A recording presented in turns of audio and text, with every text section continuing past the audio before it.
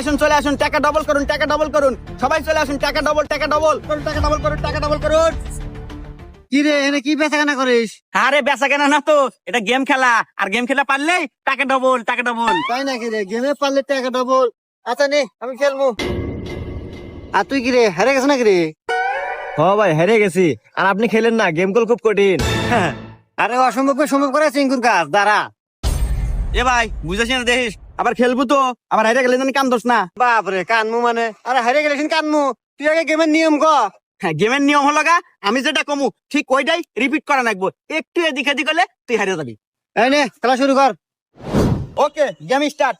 2টা আপেল, 2টা আপেল, আরো 3টা আপেল, আরো 3টা আপেল, তাহলে কয়টা আপেল? 5টা।